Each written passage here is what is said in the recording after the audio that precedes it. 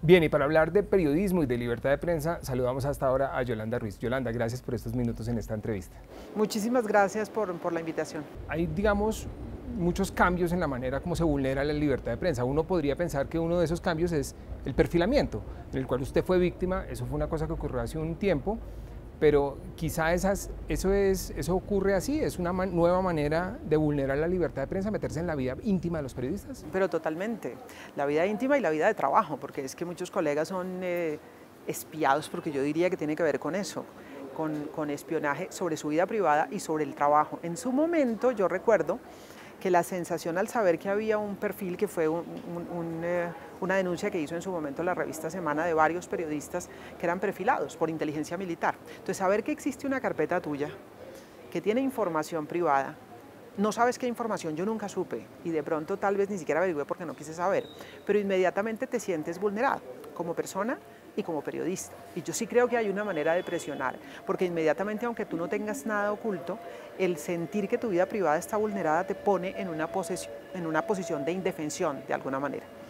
Y yo sí creo que el hecho de que existan esos perfilamientos hace que la prensa se sienta de una u otra manera intimidada. Hay que superar y tratar de entender que es una nueva manera de vulneración del derecho a la libertad de prensa para decir voy a decir y voy a hacer y voy a publicar lo que considero que debo hacerlo sin sentirme intimidada, pero es difícil no sentir ese temor. Yo escribí en su momento una columna que titulé Perfilada precisamente, en la cual hablaba de esa sensación de fondo que produce el saber que partes de tu vida privada, yo no sabía que mis conversaciones, mis desplazamientos, el lugar donde vivo, mi familia, qué estaba en esa carpeta, pero inmediatamente me generó un montón de preguntas. Eso te vulnera como persona y te vulnera como periodista, sin duda. Por no hablar que amedrentan a las fuentes, porque en unos de los casos querían llegar a las fuentes de ciertas informaciones que los periodistas tenían.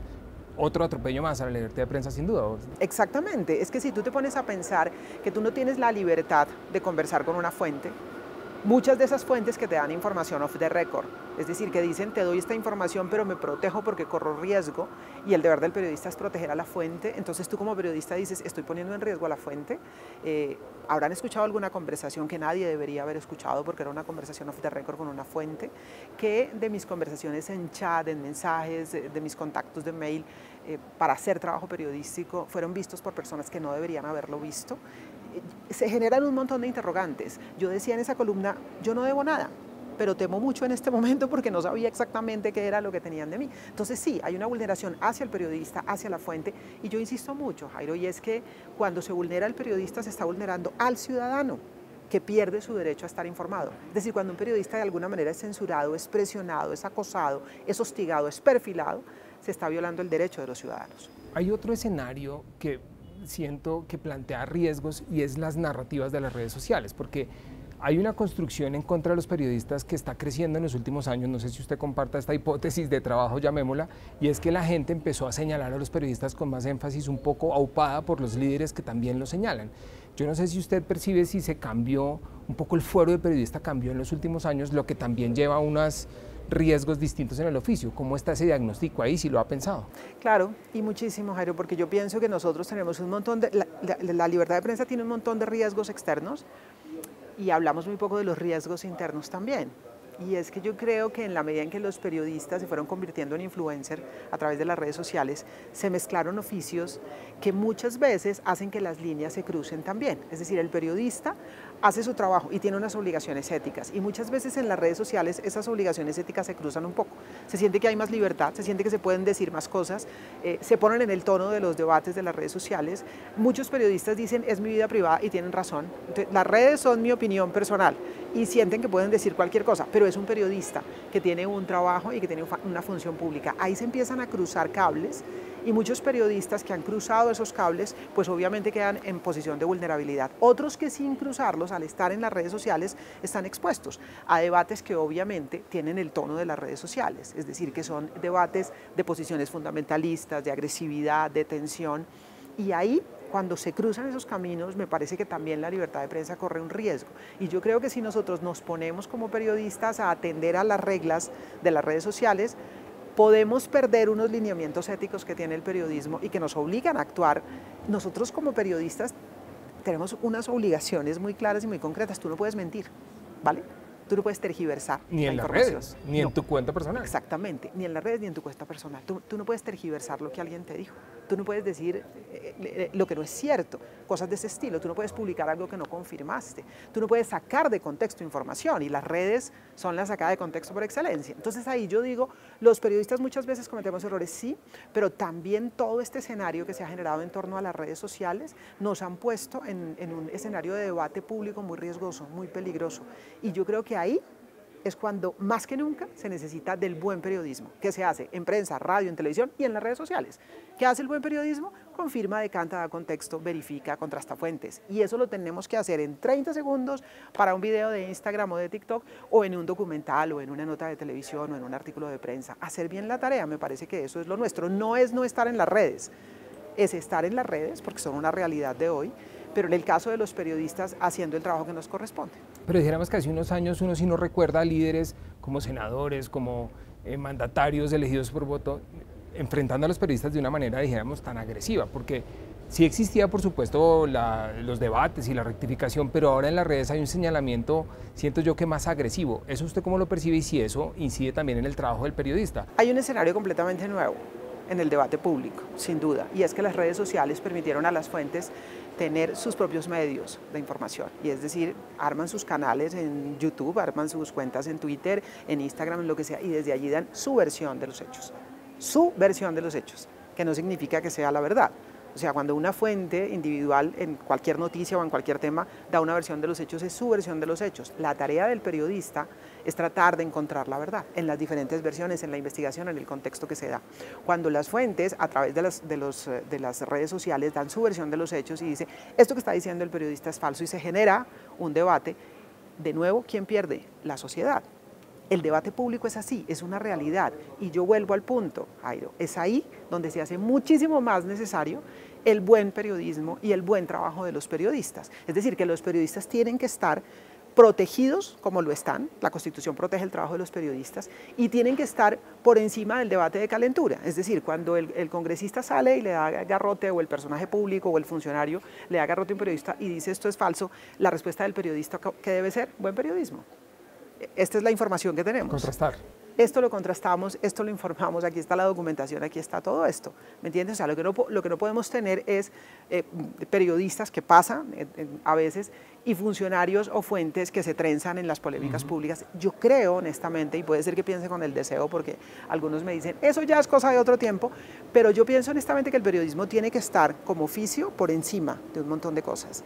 El periodismo como oficio, como pilar de la democracia, como uno de los pilares que sostienen la democracia, tiene que estar por encima de los debates calenturientos y tiene que aportar elementos de contexto y tiene que aportar elementos de análisis y tiene que entregarle a la sociedad lo que la sociedad necesita saber. Y eso a veces no coincide con lo que la sociedad quiere saber. Entonces la sociedad demanda muchas cosas y cierto tipo de información. ¿Qué quiere? Escandalete, notinovelas, como la llamo yo, pornomiseria, etcétera. Perfecto, calentura.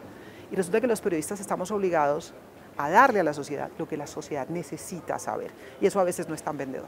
Yolanda, en su libro, En el filo de la navaja, habría muchas maneras de meterse en una conversación de periodismo, mucho más, pero me interesa un poco algo que en ese libro encontré, y es cómo usted mira un poco el propio periodismo, es decir, pone la lupa en una cosa que yo siento personalmente que no ocurre en el periodismo colombiano. Aquí es raro que un periodista critique a otro y que existan como comités de ética muy fuertes y demás. Usted, esa mirada, desde que escribió el libro a hoy, ¿cómo le ha cambiado con respecto a los acontecimientos de la política, a los acontecimientos de las redes, que usted ya tiene una mirada distinta porque ya no está en una mesa de trabajo en el día a día? ¿Qué me cuenta de esa parte hoy? Pero sabes que no ha cambiado mucho, dijéramos, la esencia del pensamiento de lo que yo escribí hace unos 4 años en el libro En el filo de la navaja se mantiene ahí, porque dijéramos, yo soy un poquito como de, si se quiere, ortodoxa, fundamentalista, me llamaron una vez en materia de ética, y es que yo creo mucho en unos principios éticos, en unos valores que van más allá de las coyunturas que se mueven. Okay. Sí hay cosas que han cambiado, como entender unas realidades de periodismo que están naciendo y que son muy particulares. Por ejemplo, en el consultorio ético han surgido muchísimas preguntas sobre el cubrimiento, por ejemplo, de todo lo que está pasando con las batallas de género. ¿sí? Las batallas por la equidad de género, las batallas de las mujeres, el feminismo, muchas inquietudes sobre el tema del cubrimiento ambiental, muchas inquietudes sobre cómo se cubre la discriminación racial. Usted que en el libro nos dio ese diagnóstico del periodismo y fue una especie de libro escuela para muchos periodistas, ahora que está afuera y ve el ejercicio diario en general de los medios, ¿qué es en lo que más la embarramos los que hacemos periodismo diario? Así, háganos ese examen rápido acá. ¿Cuánto tiempo tenemos? No, mira, yo creo que hay muchos aciertos, ¿sabes? Yo veo muy buen periodismo, muy buen periodismo. Hay gente que está haciendo crónica, hay gente que está haciendo historias, está haciendo investigaciones, muchos portales que han nacido. Ustedes en RTBC tienen un cubrimiento que prácticamente no tiene ningún medio a nivel país y eso es valiosísimo, poder ver el país. Hay un montón de cosas buenas. Yo creo que tal vez muchas veces el error del periodismo, y tal vez lo he dicho ya en la entrevista, es un poquito la falta de entender un poco más lo que pasa en el país, lo que pasa en el mundo y tratar de poner las cosas en contexto. A mí me parece un poquito lo que más veo cuando veo errores, pero diciendo que hay mucho trabajo bueno. Y destaco de hecho del trabajo bueno que se está haciendo en emprendimientos, en portales y demás, es eso, ayudan a entender, a dar contexto. Esto pasa en un contexto, ¿vale? No es el pedacito de video de 15 segundos que circuló y se volvió viral, sino que esto pasa en un contexto y cuando tú das el contexto de pronto lo entiendes de distinta manera, ¿sí? Cuando tú dices el debate de hoy es este, que es muy de moda hoy en los medios, el debate de hoy es este. Cuando tú contribuyes como periodista a entender el debate, de dónde viene el debate, cuáles son las distintas miradas en este debate, le ayudas a los ciudadanos a entender. Entonces diría que tal vez uno de los errores más frecuentes es hacer periodismo excesivamente caminando sobre la espuma de lo que se está debatiendo. Hay que ir un poquitico al fondo. No todos los formatos lo permiten, pero yo diría que sí. Y hay mucha gente que lo está haciendo y yo lo valoro. Yo lo valoro. El rescate de la crónica que están haciendo muchos colegas, de las investigaciones. Hay buen periodismo investigativo. Yo creo que hay de todo. Hay de todo. Lo que pasa es que, ¿sabes qué creo yo? Que muchas veces ese buen periodismo no se ve tanto. Sí, no es tan visible. Yo alguna vez no es viral. Exactamente, no es viral para ponerlo en esos términos. Entonces, al no ser viral, pareciera que la gente no lo ve. Y primero sí lo ve, y segundo, existe y está ahí. Y yo creo que tenemos que hacerlo más visible y es lo que uno debería pedirle a la sociedad. Si le gustó la historia, le pareció buen periodismo, le pareció bien investigada, bien trabajada, y se está haciendo buen periodismo. Es que mira las denuncias que surgen, las investigaciones, se hace buen periodismo, pero de pronto no es tan visible. Alguna vez hice una campaña que ponía el tag numeral buen periodismo, y ahí empecé a compartir cosas de muchos colegas.